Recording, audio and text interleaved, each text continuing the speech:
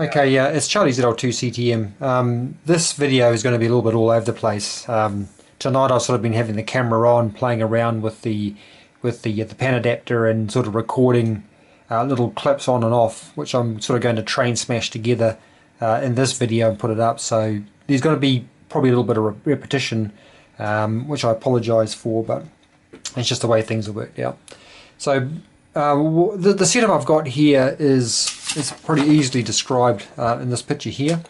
Later on in the video I'll actually point things out, and like I say, it's going to be a little bit confusing, but hang in there and it should make sense. What you'll see in the main video, the top half here is the Homebrew Rig.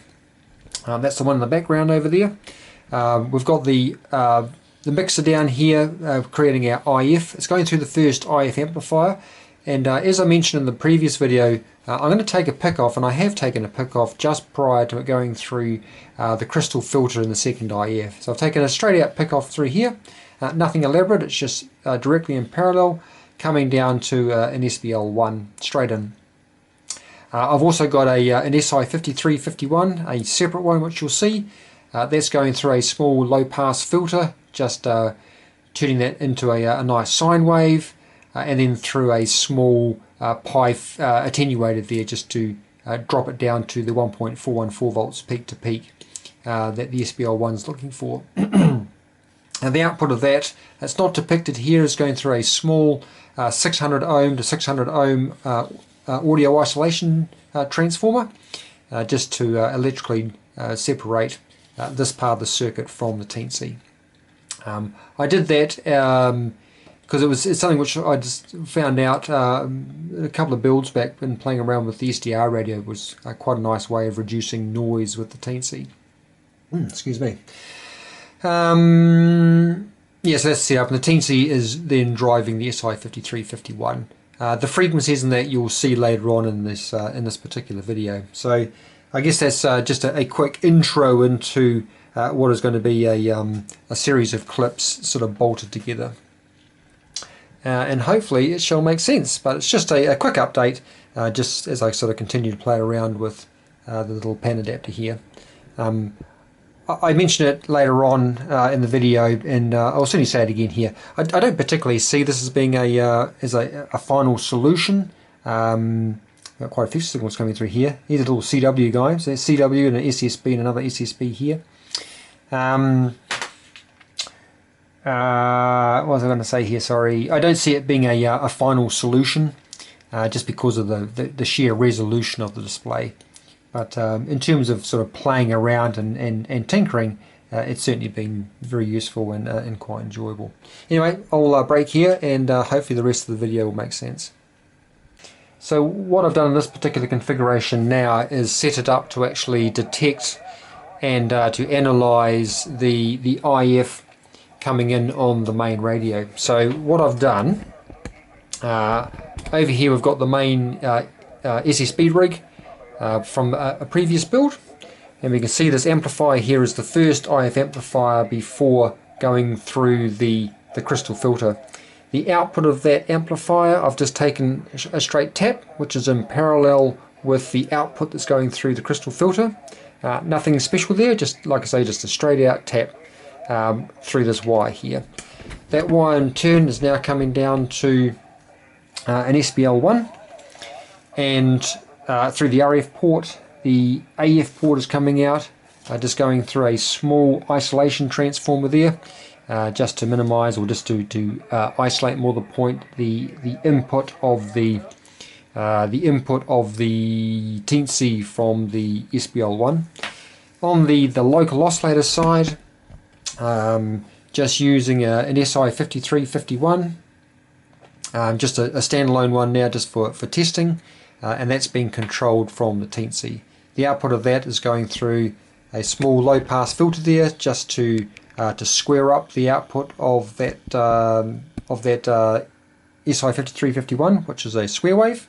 So just converting that back into a sine wave through a small pi attenuator there, just knocking it down to our desired 1.414 volts peak to peak that the SBL1 is expecting to see. And like I say, the audio output there through that isolation transformer and then into the Teensy.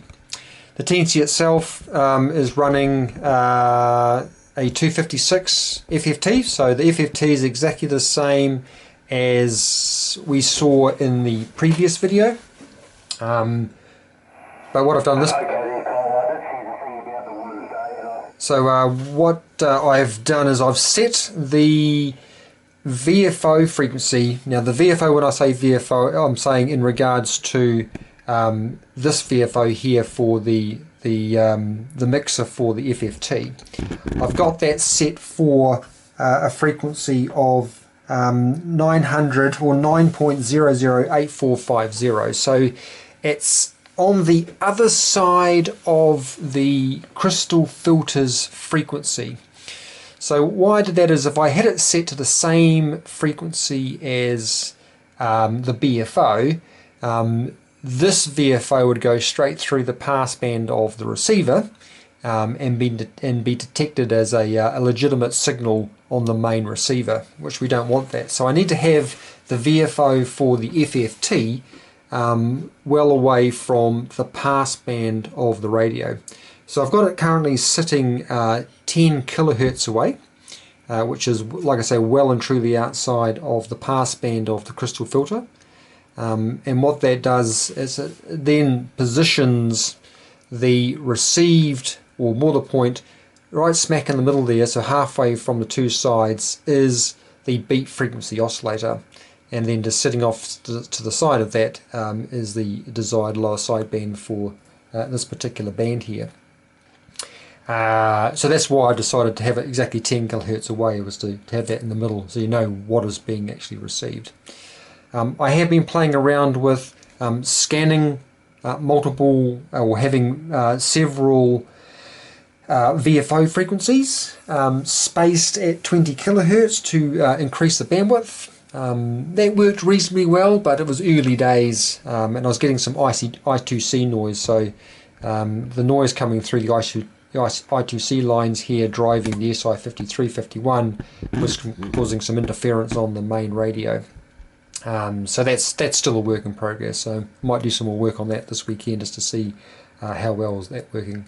The other observation, it was expected and you can certainly see it, is that this particular configuration down here is a direct conversion. So we have our RF coming in, we have our single VFO frequency, so therefore any signal on either side of the VFO frequency will mix with that VFO, the RF that is, mix together and will produce an audio frequency.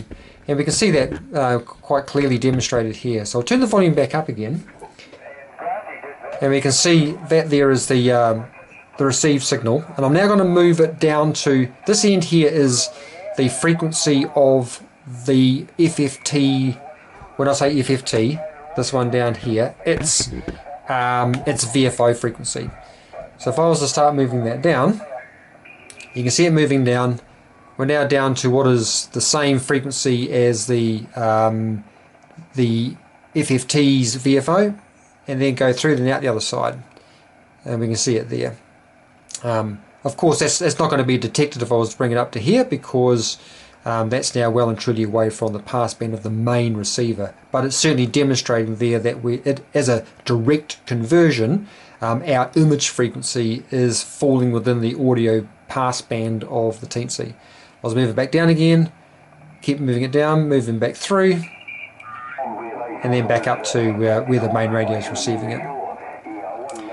Have also been playing around with averaging. So at the moment the FFT here is running through 30, an average of 30. So what that means is every time, well, what it does is the Teensy, rather than every time an FFT is available it gets displayed, it takes the average over 30 FFT. So it does the computation, does it 30 times, adds all the results together, divides them by 30 to get the average.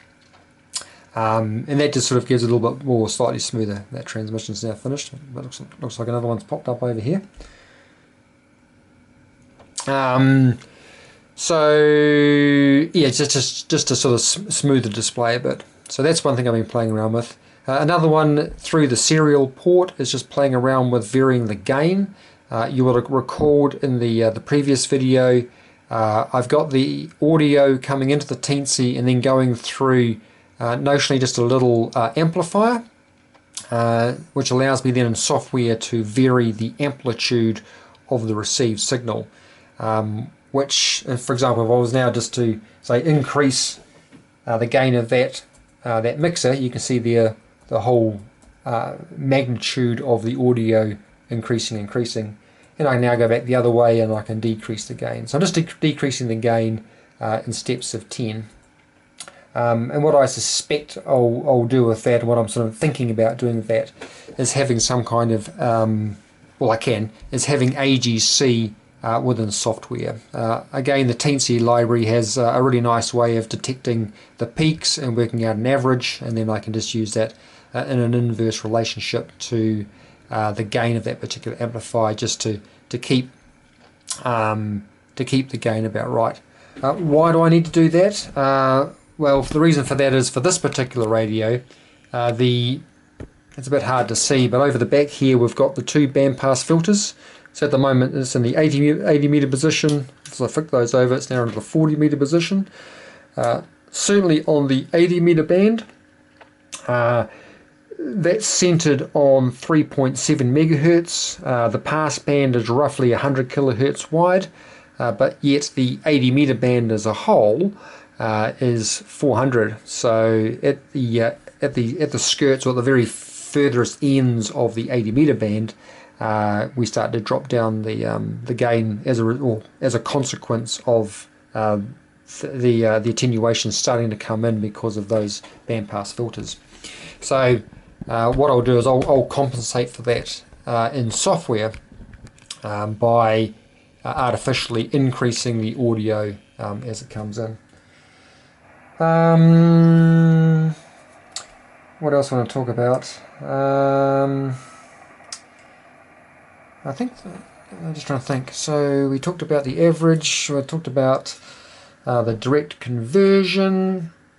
What I will be playing around with, again, I think I mentioned it before, but I'll mention it again, is at the moment this is taking a 20 kilohertz slice of the spectrum of what's being seen.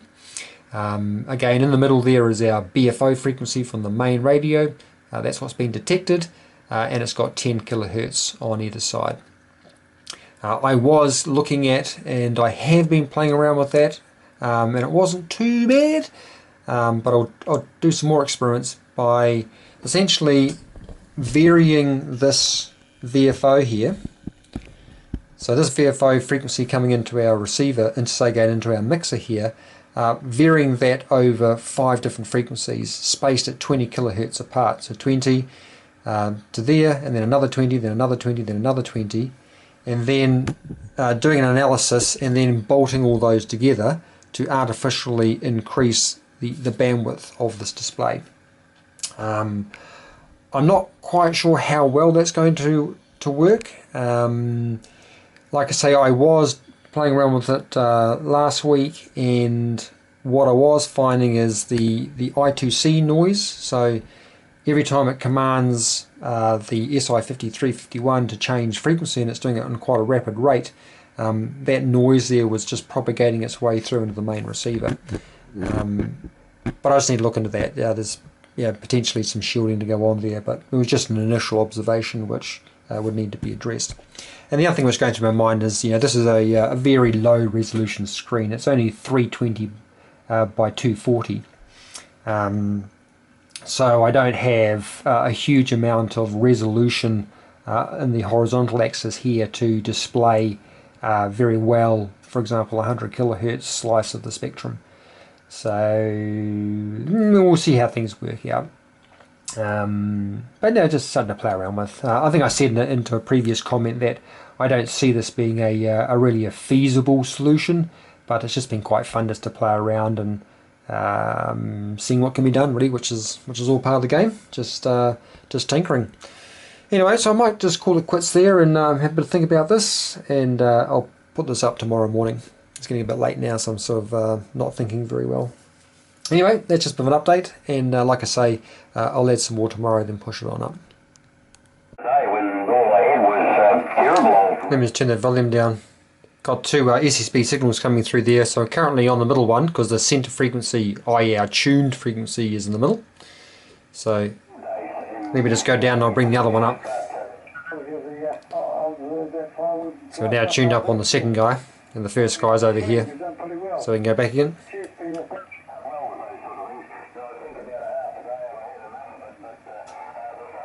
So I'm currently running on an average there, so the average is 30. So every 30 FFT computations, it adds 30 together and obviously divides it by 30, so it's a running average of 30.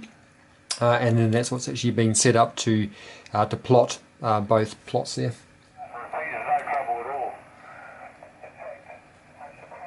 In software I'm just playing around with the gain as well, so I can up the gain on that input amplifier. You can see there the whole floor coming up, so that's being amplified there in terms of the signal coming into the teensy, and then I can go back the other way and drop it down again. So I'm just sort of debating what I might want to do with that, just to keep, probably use some kind of AGC I think, just to keep things nice and even in terms of the magnitude. So let's go back to this guy over here again.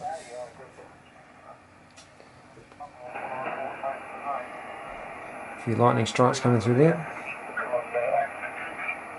2 meters, that is. That's a 432 got sort of attributed. Yeah, so that's just in terms of the mixer itself. Let me just turn that volume down. Just running on, as I mentioned before, an SPL1. The input to that one is coming from the SI5351 here.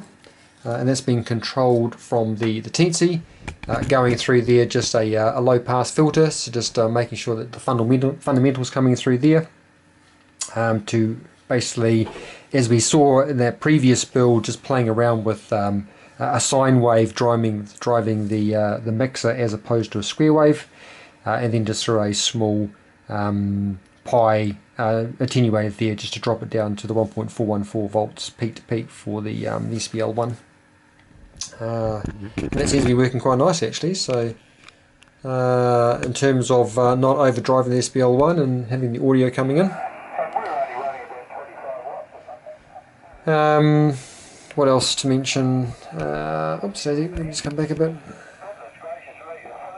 So the RF coming in is from, let me just zoom up over here.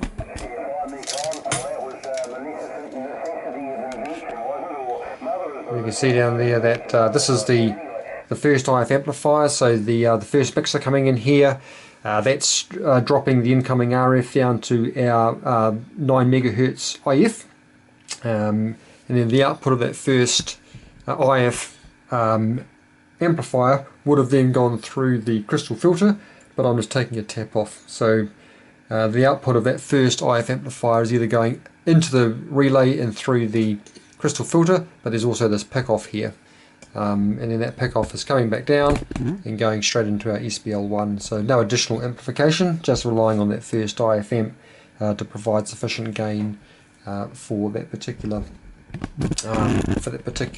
mixer there. Yeah, so a few other little bits and pieces there. We can see there, because it's a direct conversion receiver, it's not a single signal, that we do get, as expected, our image. We get on either side of the VFO frequency going into this SPL1 here, the same audio. So if you get a signal on either side, so if I was to bring this down, we'll go back the other way. You can see as we disappear back through 0, and we can see it reappear again. Now that doesn't demodulate, because it's not going through the radios, it's not within the radio's passband. But for all intents and purposes, for this middle mixer down here, with the SPL1, so again the SI5351 and the SPL1, it's set up as a direct conversion, so that's now sitting on the other side of our VFO, and it's creating an audio frequency that's been detected by the the teensy. So that's one of the downsides of this. It was expected, but it was just certainly interesting to see there. If I was to bring it back through 0 and back out the other side, then we can get it detected again. And just to recap, the reason why we didn't hear it then is because that direct conversion is only for the FFT. It's not for the actual radio itself. The actual radio is because it's got the superhet configuration. It's a single frequency receiver. Yeah, so I might just pause there, and we'll come back shortly. Norway to 45 here, no problem. Yeah, that's a good example of an AM signal here. Martin is 30 plus, John is 40 plus or more. David, Rod, Gavin and Stephen all 30 over, and Royden you're 10 over. But running that frequency 1 to that loaded dipole, I think you're doing a great job, and it's certainly really good copy there. But I think it's not the, its call sign was AM, so I'm pretty sure it's an AM signal as opposed to you mentioned field days. Yeah, double sideband. I'm pretty sure there's a big carrier there. Going into it. But when I read the fine print there, John, it says Yeah, of course, the radio I've got here is a SSB radio, so I'm only detecting on the main radio the lower sideband. But of course, the FFT here is picking up both. Pretty wide band.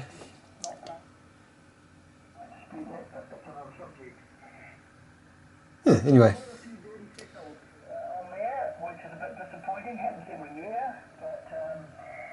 Overall, it all seemed to go pretty good, so good on everyone that participated.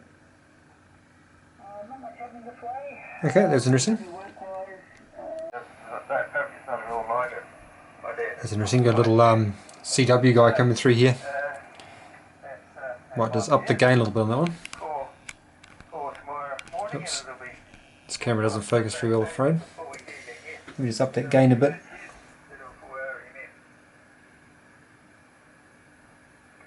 Yeah, probably like that. Yeah, good signal for light and beautiful.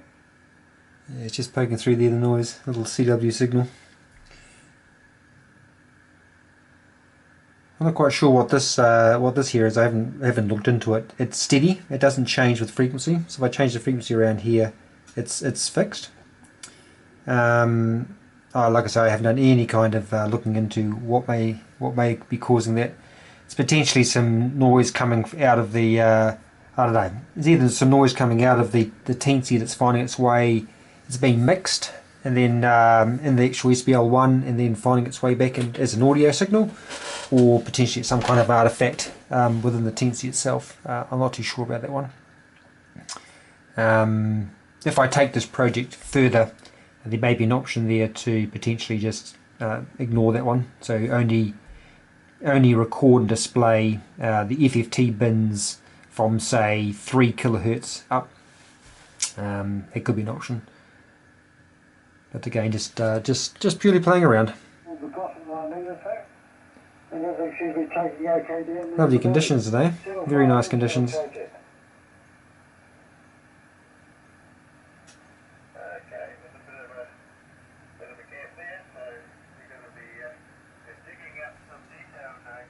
Okay, I'll keep looking around here. He's picked up a little bit. All good stuff. Yeah, there goes that little CW guy just coming through there. Quite a way down the weeds.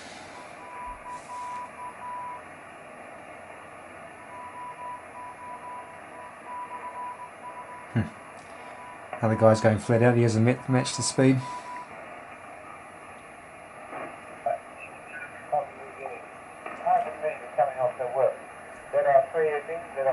Yeah, that's a really strong one sitting up just up here. 218 or 418 Hoviera. Number 2, Hotel November.